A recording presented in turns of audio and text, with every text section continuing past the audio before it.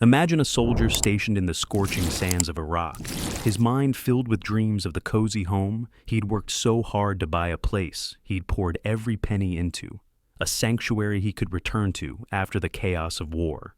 Now, picture that same soldier, his hands dusty from a long day at Camp Liberty Outpost, opening a letter that shatters his world, his home. Worth $300,000 has been taken from him over a measly $800 in unpaid community dues. That's the gut-wrenching reality Frank Sullivan faced in 2008, a betrayal that cut deeper than any battlefield wound. Frank, a 38-year-old Army sergeant from Maplewood, Ohio, had always believed his country and community would honor his sacrifice. He'd paid off his house in the Cedar Grove community with pride, a symbol of the stable life he was fighting for while serving overseas. But while he dodged danger in Iraq, the folks back home, people he trusted, sold his dream for just $3,500. This is a story of betrayal, but it's also one of resilience and justice, a journey that will take us from the front lines of war to a small Ohio courtroom where Frank fought to reclaim what was rightfully his. Before we dive in, let me tell you about the man at the heart of this story. A man whose courage didn't just shine on the battlefield, but in the face of an injustice that would have broken most of us. What would you do if the life you fought for was stolen while you were away? Frank Sullivan always believed Cedar Grove was the perfect place to build his future until it turned into his worst nightmare. Back in 2005, Frank stood on the front porch of his new home in Maplewood, Ohio, the late afternoon sun casting a warm glow over the modest two-story house with white shutters and a small garden out front. He clutched the keys in his calloused hands, a wide grin spreading across his face as he took in the sight of his hard-earned dream. This wasn't just any house, it was a symbol of everything he'd worked for. Frank had bought it with every penny he could scrape together, savings from years of long hours as a mechanic at a local garage, plus a small inheritance from his grandfather, who'd passed away a few years earlier. His grandfather had always wanted Frank to have a place of his own, a stable foundation to build a life on, and Frank had made that dream a reality.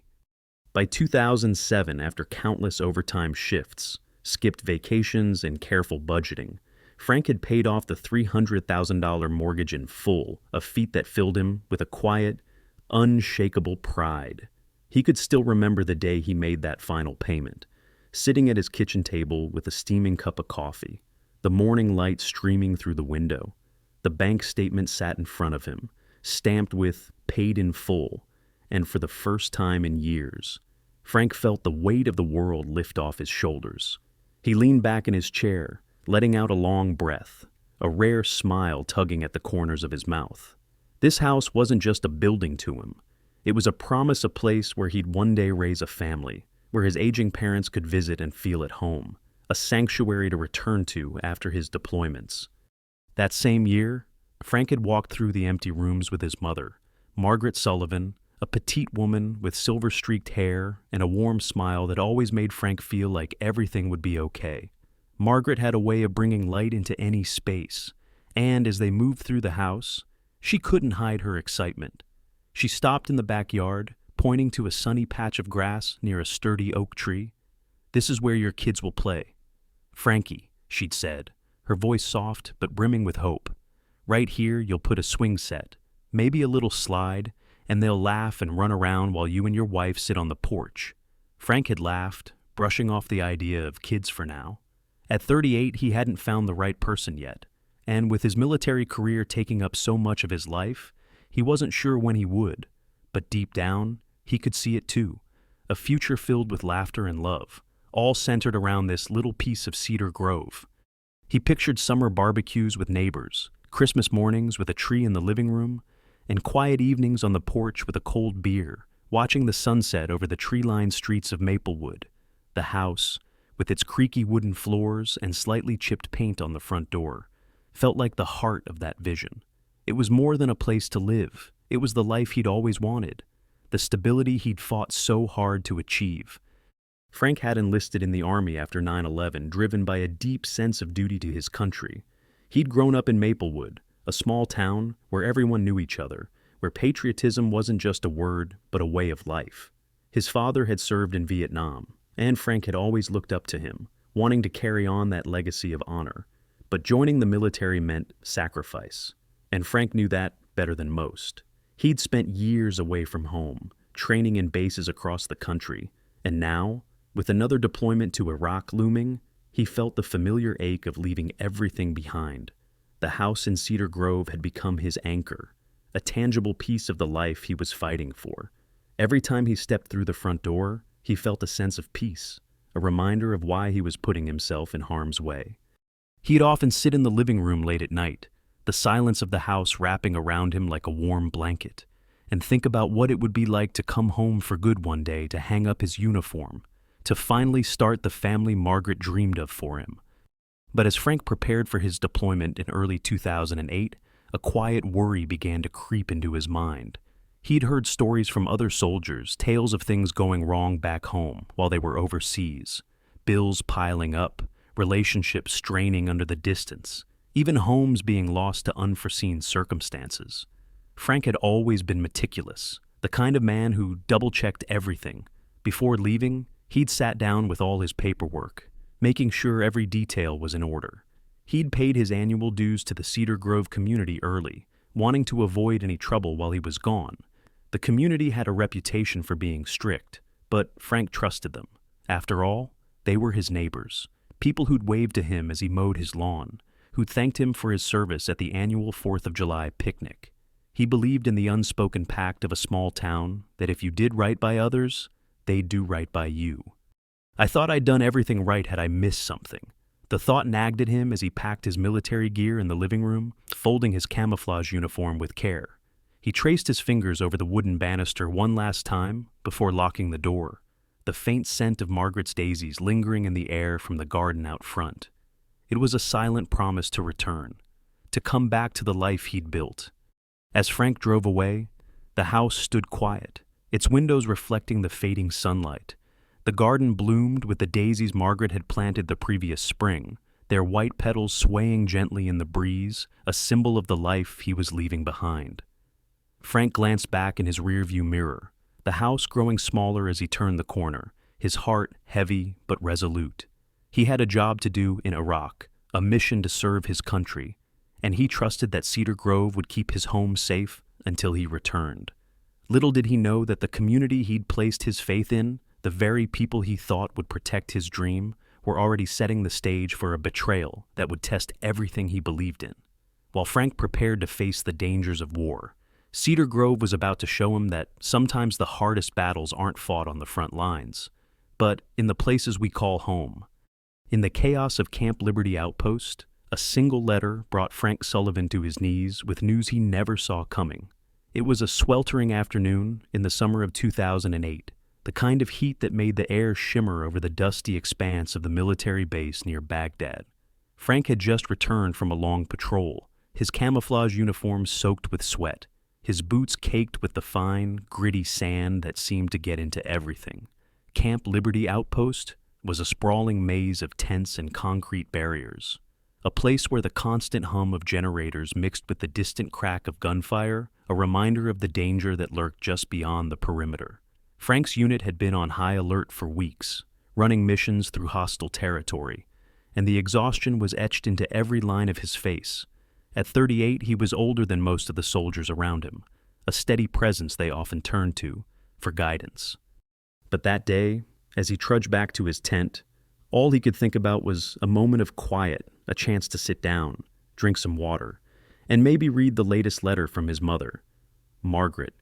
She'd been writing to him every week since he deployed, her letters filled with small-town updates about Maplewood, Ohio, and the Cedar Grove community where Frank's house stood. Those letters were his lifeline, a tether to the life he'd left behind, and he clung to them like a man drowning. Frank dropped onto a crate just outside his tent, the canvas flap snapping in the dry wind as he pulled off his helmet and wiped his forehead with the back of his hand. The letter from Margaret was waiting for him, tucked into a small stack of mail that had arrived that morning. Her familiar handwriting on the envelope brought a faint smile to his lips.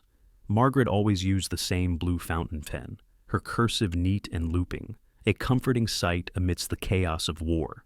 He tore open the envelope, expecting her usual stories about the neighbors or the church bake sale. But as his eyes scanned the first few lines, his smile vanished. The words hit him like a punch to the gut. "Frankie, I don't know how to tell you this, but the Cedar Grove community foreclosed on your house. They said you owed $800 in unpaid dues, and they wouldn't listen to me. They sold it, honey, your beautiful home for just $3,500. Frank's hands trembled as he reread the sentence, the paper crinkling under his grip. His house, the one he'd paid off in full, the one he'd dreamed of returning to, was gone.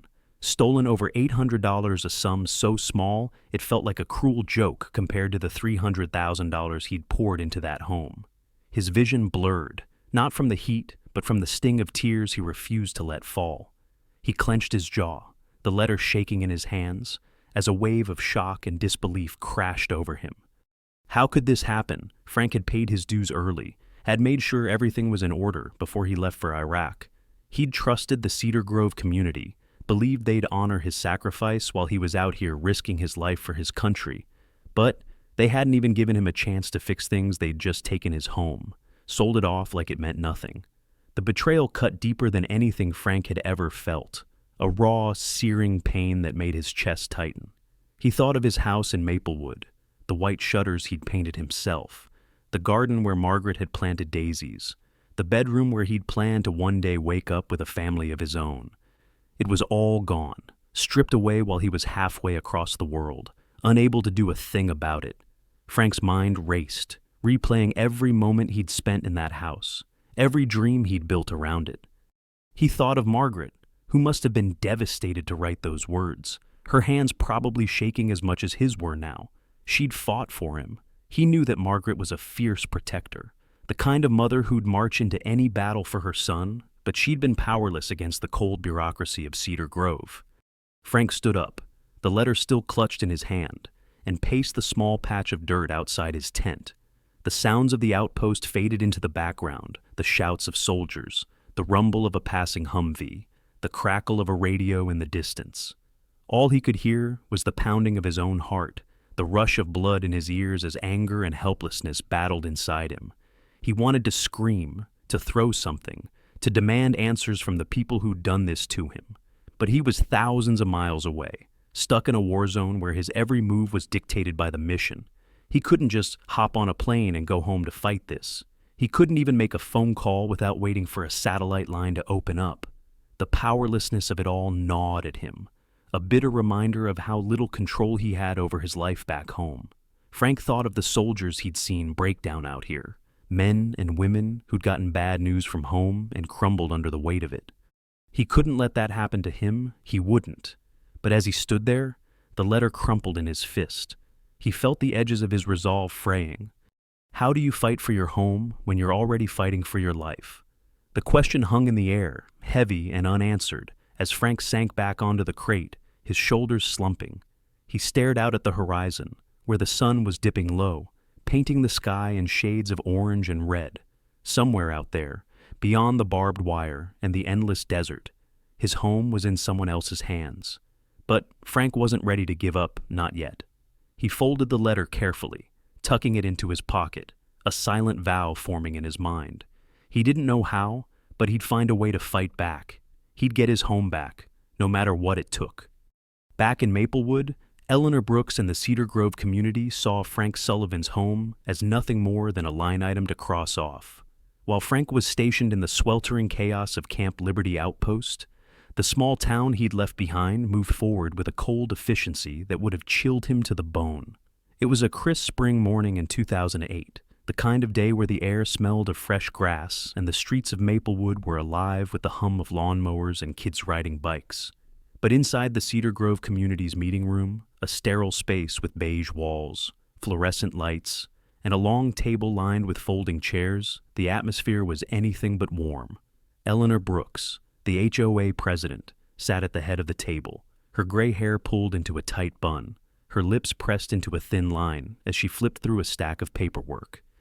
At 60 years old, Eleanor had been running the Cedar Grove community for over a decade, and she prided herself on her strict adherence to the rules. To her, the community's bylaws were sacred, a set of guidelines that kept everything in order, no matter the cost. She adjusted her glasses, her sharp eyes scanning the agenda, and when she reached the item about Frank Sullivan's property, she didn't hesitate. "Next order of business," she said, her voice clipped and emotionless. "The Sullivan property at 142 Oak Lane. Unpaid dues of $800. Motion to foreclose and auction the property." The room was quiet except for the rustle of papers as the other board members nodded in agreement, their faces blank. Most of them were older residents of Cedar Grove, retirees who trusted Eleanor's judgment and rarely questioned her decisions. But one person in the room couldn't stay silent: Margaret Sullivan, Frank's mother, who'd driven across town the moment she'd heard about the foreclosure notice. Margaret sat at the edge of the table, her hands clasped tightly in her lap, her silver-streaked hair falling loose from its usual neat braid. She'd always been a soft-spoken woman, the kind who baked pies for new neighbors and volunteered at the church. But today her voice trembled with a mix of fear and desperation. "Please, Eleanor," she said, her words spilling out in a rush. "Frank paid off that house in full. He's overseas right now, serving our country in Iraq. He paid his dues before he left. I saw the receipt myself. This has to be a mistake." Margaret's eyes were wide, pleading, as she leaned forward, her hands gripping the edge of the table. She thought of her son, out there in a war zone, risking his life every day, and the thought of him losing his home over something so small made her stomach churn. She'd raised Frank to believe in hard work and honor, and he'd done everything right. How could they do this to him? But Eleanor didn't even look up from her paperwork. She tapped her pen against the table, the sound sharp and rhythmic, and let out a small sigh, as if Margaret's plea was nothing more than an inconvenience. "Rules are rules. Margaret," she said, her tone as cold as the fluorescent lights overhead. "If the dues weren't paid on time, the board has the right to foreclose.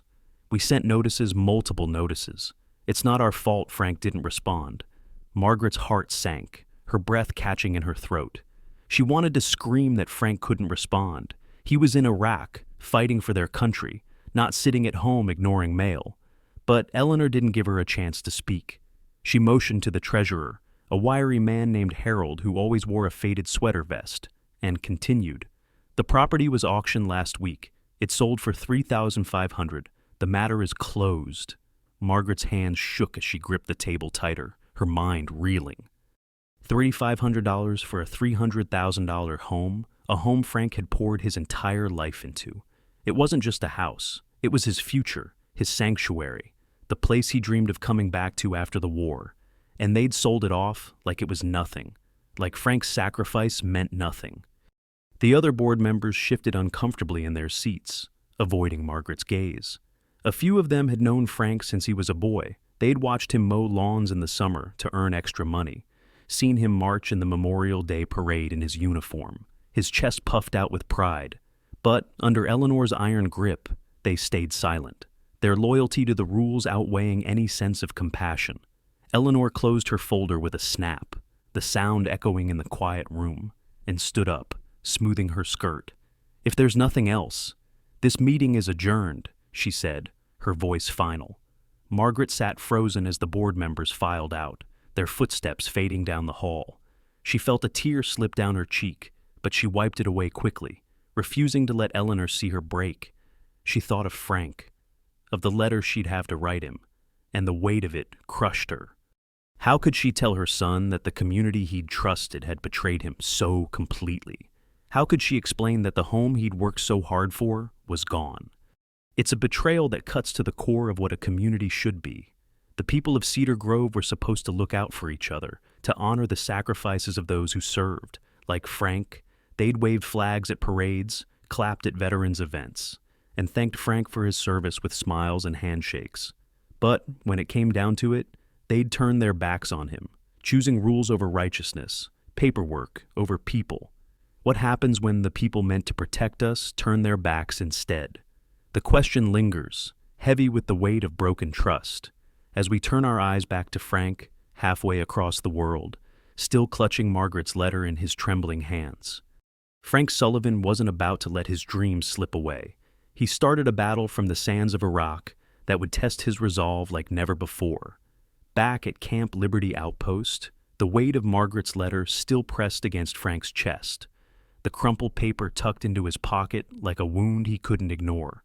The desert sun beat down relentlessly, the air thick with dust and the faint smell of diesel from the generators humming nearby. Frank sat on the edge of his cot in the dim tent, the canvas walls offering little relief from the heat, his hands resting on his knees as he stared at the dirt floor. He'd read the letter over and over, each word carving a deeper hole in his heart, his $300,000 home, the one he'd paid off with every ounce of his savings, sold for a measly $3,500 over $800 in unpaid dues. The betrayal stung, a sharp, bitter ache that made his throat tighten. But beneath the pain, something else was stirring, a quiet, burning determination that Frank had felt before, in the moments before a dangerous mission, when the odds were stacked against him, but he knew he had to push forward. He wasn't going to let Cedar Grove take everything he'd worked for. He couldn't fight on the ground in Maplewood, but he could fight in his own way, from thousands of miles away. Frank stood up, his boots scuffing the dirt as he paced the small space of his tent. He thought of his house, the white shutters he'd painted himself, the creaky wooden floors he'd planned to refinish one day, the garden where Margaret's daisies still bloomed. It wasn't just a house, it was the life he'd been fighting for, the future he'd promised himself after years of sacrifice. I couldn't lose that house. It was all I had left to come home to. The thought anchored him, giving him a clarity he hadn't felt since the letter arrived. He needed someone back home to fight for him, someone he could trust to take on Cedar Grove and win. And then it hit him, Walter Hayes, his old high school friend, a lawyer who'd stayed in Maplewood after law school. Walter had always been a scrappy kid, the kind who'd stand up to bullies on the playground and argue his way out of trouble with teachers. They'd lost touch over the years, but Frank had heard through Margaret that Walter had opened a small law office on Main Street, taking on cases for folks in town who couldn't afford big city attorneys. If anyone could help, it was Walter. Frank didn't waste any time. He made his way to the communications tent, a cramped space filled with the crackle of radios and the low murmur of soldiers waiting for their turn on the satellite phones. The line was long, as it always was, but Frank didn't mind. He'd wait as long as it took. When he finally got to the phone, the connection was spotty, the line crackling with static, but Walter's voice came through clear enough. "Frank, that you?"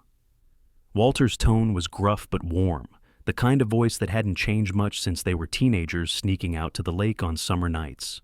Frank took a deep breath, the words spilling out in a rush as he explained everything: the foreclosure, the $800 dues, the sale for $3,500.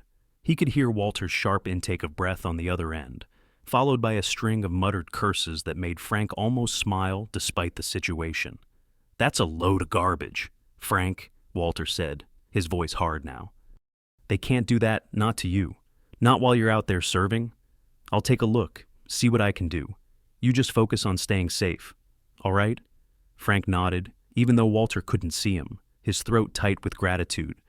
"Thanks, Walt," he managed, his voice rough. "I owe you?"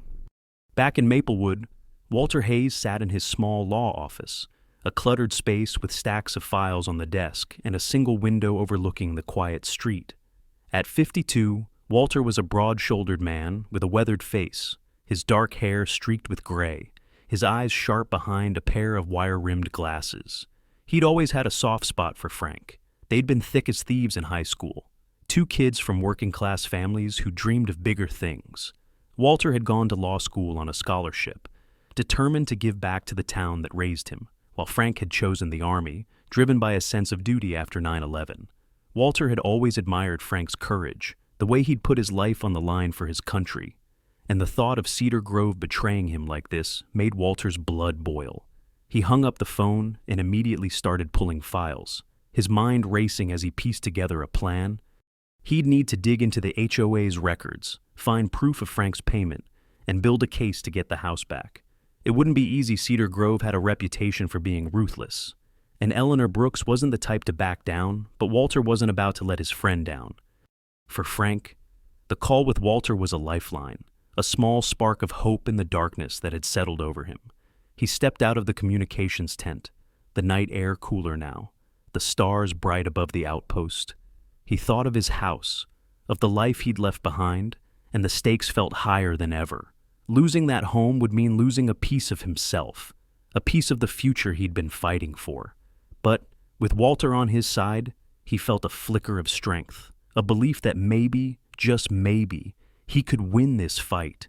He patted the letter in his pocket, his jaw set with determination, and headed back to his tent, ready to face whatever came next.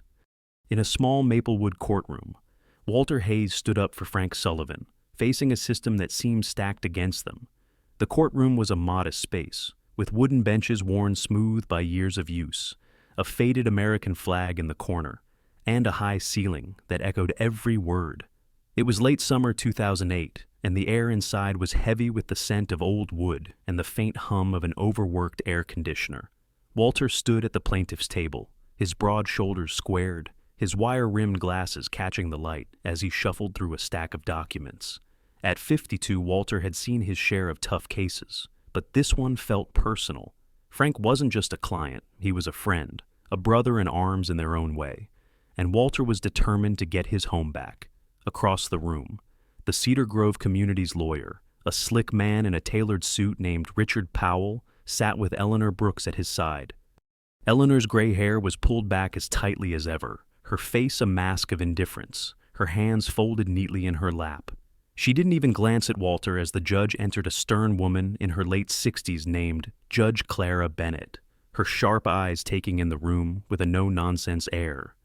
Walter took a deep breath and began, his voice steady, but laced with a quiet intensity. Your Honor, my client, Sergeant Frank Sullivan, paid off his $300,000 home in the Cedar Grove community in full by 2007. He paid his annual dues early before deploying to Iraq in 2008, where he's currently serving our country. Despite this, the Cedar Grove community foreclosed on his property over $800 in alleged unpaid dues Frank never owed and sold his home for just $3,500. This isn't just a procedural oversight, it's a gross injustice. Walter held up a bank statement, his hands steady as he presented the evidence of Frank's payment, a document Margaret had found after digging through Frank's old files. The statement showed a clear transaction, dated months before Frank's deployment, proving he'd paid the dues in full. Walter's voice rose slightly, his gruff tone carrying the weight of his anger. Frank Sullivan is risking his life for us, and while he's out there, the people he trusted to protect his home betrayed him. We're asking the court to overturn this foreclosure and return the property to its rightful owner. Richard Powell stood up, adjusting his tie with a practiced ease, his voice smooth and unbothered. Your Honor, the Cedar Grove community followed protocol to the letter. We sent multiple notices to the Sullivan residence, which went unanswered. The rules are clear. Failure to pay dues results in foreclosure, the sale was procedural, and the buyer purchased the property in good faith. Mr. Hayes' client may be a soldier, but that doesn't exempt him from his responsibilities. Eleanor nodded slightly, her expression unchanged, as if the whole proceeding was a minor inconvenience. Walter felt a surge of frustration, his hands clenching into fists at his sides. He wanted to shout that Frank couldn't respond to notices he was in a war zone, dodging bullets, not sifting through mail. But he kept his composure, knowing that losing his temper wouldn't help Frank. Judge Bennett leaned forward, her gaze shifting between the two lawyers, her pen tapping lightly against her desk as she considered the arguments. Mr. Hayes, she said, her voice measured, do you have any further evidence that Mr. Sullivan was not properly notified? Walter hesitated, his mind racing. He'd hoped the bank statement would be enough. But Cedar Grove's defense was airtight. They'd covered their tracks well. He had a copy of a letter Frank had sent to Margaret, mentioning his payment. But it wasn't notarized, and he knew it wouldn't hold up against Powell's claims of proper notification. The notices had been sent to Frank's address, but with him overseas, there was no way he could have responded. Walter's jaw tightened as he realized the uphill battle they faced Cedar Grove had the law on their side, and Eleanor's cold adherence to the rules left little room for compassion. He glanced at the empty seat beside him, where Frank should have been, and felt a pang of guilt. Frank was counting on him, and Walter couldn't let him down. He turned back to the judge, his voice quieter now, but no less determined. "Your Honor, my client is serving in Iraq." He had no way of receiving those notices, and the Cedar Grove community knew that. They took advantage of his absence, and that's not justice. Halfway across the world, Frank sat on a crate outside his tent at Camp Liberty Outpost, a new letter from Walter in his hands. The paper was creased from the journey, the ink smudged in places, but the words were clear enough to make Frank's heart race. Walter had written about the first court hearing, detailing the arguments and the challenges they were facing. Frank's fingers tightened around the letter, his knuckles white, as he read Walter's careful explanation of Cedar Grove's defense. The thought of Eleanor Brooks sitting in that courtroom, her face blank as she defended the theft of his home, made Frank's blood boil. He thought of the house, his house, the white shutters, the garden, the dreams he'd built there. The frustration gnawed at him, a deep, aching helplessness that he couldn't shake. He was fighting a war here, but he was also fighting a war back home, and he couldn't even be there to face it himself. Sometimes the hardest battles aren't fought on the front lines, but in the places we call home. Frank folded the letter, his resolve hardening. He had to trust Walter. He had no other choice. Just when it seemed all hope was lost, a small piece of evidence turned the tide in Frank Sullivan's favor. The Maplewood courtroom was quieter now, the tension thick enough to choke on as the second hearing unfolded in late summer 2008. The wooden benches creaked under the weight of a few onlookers, mostly locals who'd heard about the case through the grapevine, their whispers filling the air with a low hum. Walter Hayes stood at the plaintiff's table, his broad shoulders hunched slightly, the exhaustion of weeks of legal battles etched into the lines of his face. He'd spent every night poring over documents, chasing leads, and talking to Margaret Sullivan, who'd been relentless in her search for anything that might help her son. Across the room, Eleanor Brooks sat beside her lawyer, Richard Powell, her gray bun as tight as her grip on the rules she'd used to justify taking Frank's home. Her face was a mask of cold indifference, but there was a flicker of unease in her eyes. She hadn't expected Walter to push this hard. Judge Clara Bennett sat at the bench, her sharp gaze moving between the two sides, her pen poised over her notepad.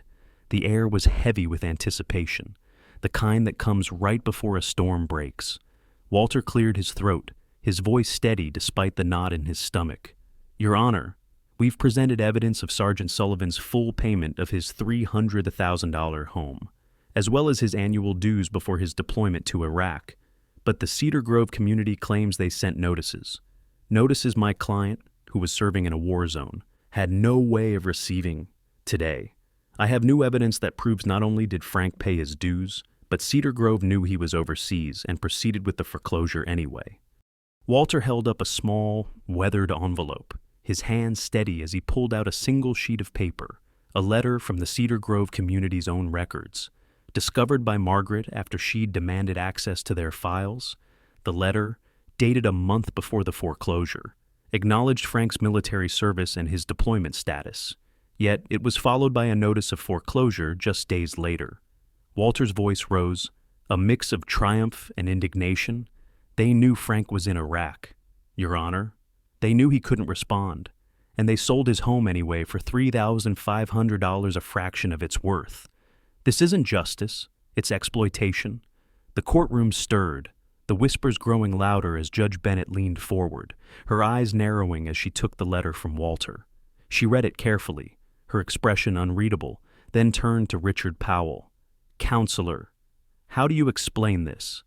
Powell shifted in his seat, his slick confidence faltering for the first time. He adjusted his tie, his voice less smooth now. "Your Honor, the letter doesn't change the fact that the rules were followed, notices were sent, and the foreclosure was legal. But Judge Bennett wasn't having it." She tapped the letter against her desk, her voice sharp. "Legal or not, this letter shows a clear disregard for Mr. Sullivan's circumstances. He's a soldier serving his country, and your client knew that. I'm inclined to agree with Mr. Hayes. This foreclosure was unjust." She paused, her gaze sweeping the room, then delivered her ruling with a firmness that left no room for argument. "The foreclosure of Sergeant Sullivan's property is hereby overturned. The home at 142 Oak Lane is to be returned to him immediately. and the Cedar Grove community will cover all associated costs. The gavel came down with a resounding crack, echoing through the courtroom like a thunderclap. Walter let out a breath he hadn't realized he'd been holding, his shoulders sagging with relief. He turned to Margaret, who'd been sitting in the back row, her hands clasped so tightly her knuckles were white. Tears streamed down her face, but they were tears of joy now, her silver-streaked hair catching the light as she smiled for the first time in months. Walter crossed the room to her, his gruff exterior softening as he placed a hand on her shoulder. "We did it. Maggie," he said quietly, his voice thick with emotion. "Frank's coming home to his house." Margaret nodded, unable to speak, her hands trembling as she clutched a small photo of Frank in his uniform, a keepsake she'd carried to every hearing. The victory wasn't just a legal win, it was a restoration of faith, a small piece of justice in a world that had felt so cruel. Back at Camp Liberty Outpost, Frank sat on a crate in the fading light of the Iraqi evening, a new letter from Walter in his hands. The desert air was cooler now, the stars beginning to peek through the darkening sky, but Frank barely noticed. His heart pounded as he read Walter's words, the news hitting him like a wave the court had ruled in his favor. His home was his again. A rare smile broke across Frank's face, the first genuine one he'd felt in months. He closed his eyes, picturing his house in Maplewood, the white shutters, the garden with Margaret's daisies, the creaky wooden floors he'd always meant to fix. He could almost hear the sound of the front door creaking open, smell the faint scent of the cedar trees that lined the street.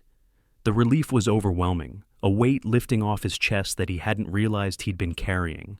For the first time since that devastating letter from Margaret, Frank felt a glimmer of hope, a belief that maybe, just maybe, he could rebuild the life he'd been fighting for. He folded the letter carefully, tucking it into his pocket, and looked out at the horizon, his resolve stronger than ever. He'd won this battle, but the war wasn't over yet. He still had to make it home. Frank Sullivan stepped off the plane in Ohio, ready to walk through the door of the home he'd fought so hard to keep. It was a crisp fall day in 2008, the kind where the air carried the scent of fallen leaves and the sky was a brilliant blue over Maplewood. Frank's boots hit the tarmac at the small regional airport, his duffel bag slung over his shoulder, his camouflage uniform faded from months in the desert. He'd been gone nearly a year, but it felt like a lifetime every day in Iraq, a battle. Every letter from home, a reminder of the war he'd been fighting on two fronts. The crowd at the airport was small, mostly families waiting for their loved ones. But Frank spotted Margaret immediately. She stood near the gate, her silver-streaked hair catching the sunlight, a homemade sign in her hands that read, "Welcome home," Frankie in her familiar cursive. Her eyes were bright with tears as she rushed forward, wrapping her arms around him in a hug that felt like coming back to life. Frank held her tight, the weight of the past year melting away in the warmth of her embrace, the faint scent of her lavender perfume grounding him in a way nothing else could. They drove back to Cedar Grove in Margaret's old sedan, the streets of Maplewood unfolding like a memory Frank had clung to in the darkest moments. The tree-lined roads, the familiar storefronts on Main Street, the sound of kids playing in the distance, it was all exactly as he'd left it, yet everything felt different. When they pulled up to 142 Oak Lane, Frank's breath caught in his throat. The house looked the same, the white shutters, the small garden where Margaret's daisies still bloomed, the porch where he'd once stood dreaming of a future. But now, as he stepped out of the car, it felt like a miracle. He walked up the path slowly, his boots crunching on the gravel, and ran his hand along the wooden railing of the porch, the familiar grain under his fingertips bringing a lump to his throat. Margaret followed behind, her smile soft and proud, as Frank pushed open the front door. The creak of the hinges was a sound he'd heard 1,000 times in his mind, and as he stepped inside, the sunlight streamed through the windows, casting golden patterns on the hardwood floors. He touched the walls with reverence, his fingers tracing the faint imperfections he'd always meant to fix, and for the first time in months, he felt whole. Standing in the living room, Frank let the memories wash over him, the late nights he'd spent paying off the mortgage, the mornings with Margaret dreaming of a swing set in the backyard, the quiet moments of peace before his deployment. But he also thought of the betrayal, The letter that had shattered his world, the months of uncertainty as Walter fought for him in court. It had been a long, hard road, but standing here now, Frank knew it had been worth it. This house wasn't just a place to live, it was a symbol of his resilience, a testament to the fact that he'd refused to give up, even when the odds were against him. He thought of Eleanor Brooks and the Cedar Grove community, their cold indifference a stark contrast to the warmth of this moment, and he felt a quiet pride. He'd fought for his country, and he'd fought for his home, and he'd won both battles. Margaret came up beside him, slipping her arm through his, her voice soft as she said, "I knew you'd get it back, Frankie." "I never stopped believing." Frank smiled, squeezing her hand, his heart full in a way he hadn't thought possible. This story isn't just about a house, it's about what it means to stand up for what's right, to hold on to hope, even when the world turns its back on you. Frank Sullivan's journey reminds us that justice can prevail, that the things we fight for are worth every ounce of struggle. As he stood in his home, the sunlight warming the room, Frank felt a sense of closure, a new chapter beginning where the last one had left off. And maybe that's a lesson for all of us to keep fighting for what matters, no matter how far away it feels. If Frank's story touched your heart, share it with someone who needs to hear it, or let us know what home means to you in the comments. Here's to the battles we win and the homes we build, both in our hearts and in the world.